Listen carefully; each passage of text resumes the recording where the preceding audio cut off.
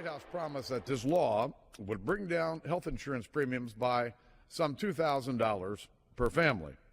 Instead, according to the administration's own bookkeepers, premiums will go up for 2 out of 3 small businesses in our country. This amounts to about 11 million employees who are going to see more money coming out of their paycheck for their health insurance every month. And remember, these premiums will be felt not just by workers, but the small business owners themselves, making it even harder to create jobs. Another sucker punch to our economy. Another broken promise to hardworking Americans. And the only reason we even know about it is that the House demanded this transparency from the administration.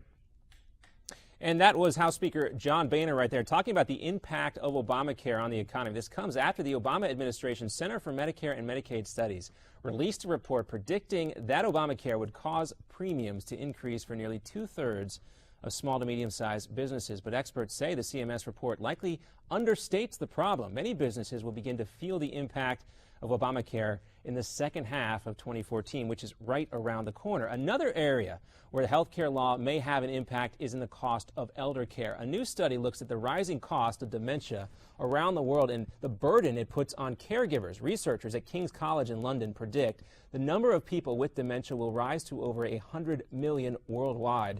The report calls on governments around the world to make plans for providing long-term care. And joining me right now to discuss this is Andy Tillis. Andy, very tough for these folks who have to take care of people with Alzheimer's and other health problems as well. Absolutely. Great to be here, John. Good to have you here. You know, new research shows that dementia is actually more costly than heart disease or cancer. And the study published in the New England Journal of Medicine finds that the cost of treating and caring for people with dementia ranges from anywhere from $157 billion to $215 billion annually. And that's just in the U.S. But the cost is the caregiving that can be even more expensive.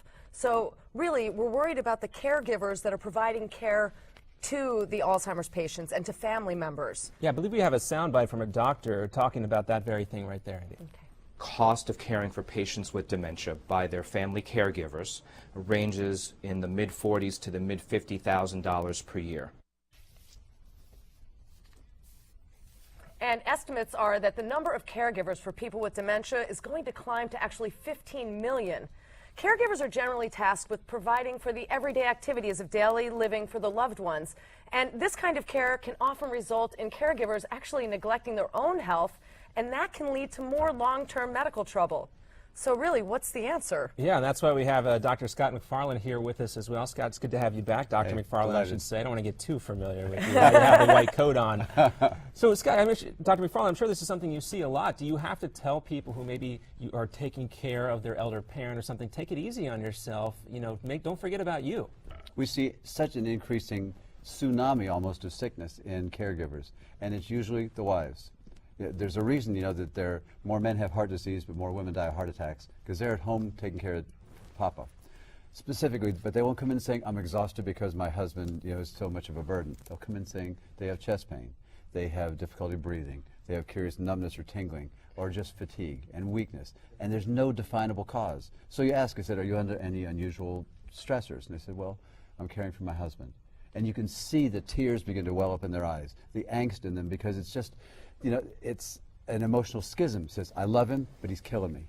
I mean, there's 24-hour care. They can't afford supplemental, you know, aids at home, and they are literally stuck in that house, apartment, or condo 24 hours a day with this person who is a ghost of his former self. I also think that a lot of women burden themselves more than men because women are so used to taking care of the whole family and have done it their whole lives. So you're a child, you take care of your children, the next natural step is to take care of your parents. Well, I remember this. My grandmother was diagnosed with Alzheimer's. It was very difficult on my mom because even though she wasn't in the same city with her, my grandmother wasn't at home, she would call my mom and you know, accuse her of things that hadn't happened. So there is emotional impact. I don't know if either of you have a similar story to share as well. I do. Actually, my grandmother had Alzheimer's as well, and my mom and her sister both were taking care of her, but because my aunt wasn't here, it really did fall on my mother, and thankfully my aunt did move down and they shared it, but a lot of families have either the brother, the sister, or one of them take care of the adult. that needs help. It's not usually both family members. Usually one is burdened with really taking care. And it's so true. And for those other family members, you know, you got to have this conversation. What are some of the signs we should look for? Say if my mom is taking care of my dad and she's, you know, putting on a brave face, but, you know, maybe some questions I should be asking her to make sure, Mom, are you really okay? Sometimes it's visible. They lose weight. They don't take care of themselves. Right. They fail to put on makeup, particularly for women. You know, they don't dress. They're still dressed in their house coat. You know, from yesterday They're we saw exhausted. them. But most of the time, the kids aren't there to see them. The kids, you know, we don't have the nuclear family living in Right. the same city anymore. The kids are in Seattle, Los Angeles, you know, Augusta, Far, Maine. far away. And so it's convenient, but they can call on the phone. They chat with Mom, and she puts on a brave face. But she's literally, physically, and emotionally dying. And I think that a lot of people want to take the time to care for the elderly. Right. But they can't afford to. You know, you're going to take time out of your own job to go be the nurse for your grandmother or for your mother. So now where's the money coming for your help? Yeah, and Dr. McFarland, kind of get into this a little bit more. How do you strike the balance? Obviously, you don't want to say, I'm not going to take care of my loved one here, but I got to take care of myself. You know, how do you strike the balance? I think you got to tell somebody, because they say you're only as sick as your secrets. You know, and they keep this secret to themselves. They said, you know, they're not pretending they really do love this person, but they're not trained as a caregiver. They don't know how to change sheets. Nurses know how to do very cool things about rolling up one side, rolling the patient over. They got some great tricks. Mom doesn't know that thing. You know, Grandma doesn't know how to take care of Grandpa in that same fashion. But to hire a nurse is more than most can afford. Hey, $8, $10 an hour, even that bankrupts you in, you know, many accounts.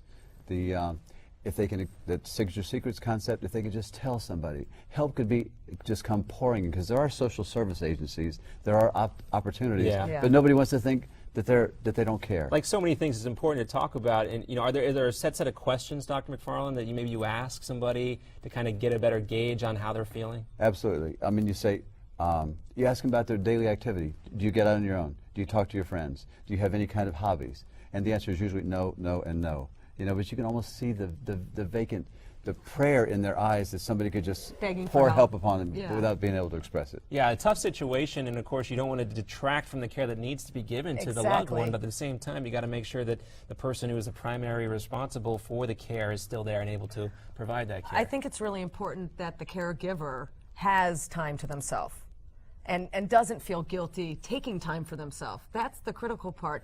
But it's really hard to find somebody that they trust enough to be there when they're not there. Yeah, so that's more guilt that they put on themselves. Certainly a difficult situation, especially when you bring in the statistics that we talked about. Worldwide now, 100 million people. Is this a case, Dr. McFarland, of Alzheimer's just being diagnosed more? Absolutely. Or are there things leading to more cases of it? I think we probably always had some degree of Alzheimer's. Now that they're giving it a name, people are looking for it. You know, people that get old, you know, if you ever look at a CAT scans, you see the brains do shrink. They start out as plump grapes, and the brains get to look like shrunken raisins over Clearly time. no sign of going away. Andy, great to have you here. Thank you so much, John. for Great stopping being by. here. Dr. McFarland, always great to talk to you. It's Always my great to see pleasure that indeed. white coat. I always feel a little bit better. Anyways, If you're going to play the role, you got to dress the part. Right? Exactly. All right, we'll have much more coming up here on the show. America's Forum will continue with more of your comments, plus take a special look at the Pennsylvania governor's race that's heating up. New polling information out today. We'll have that for you on the other side of this break.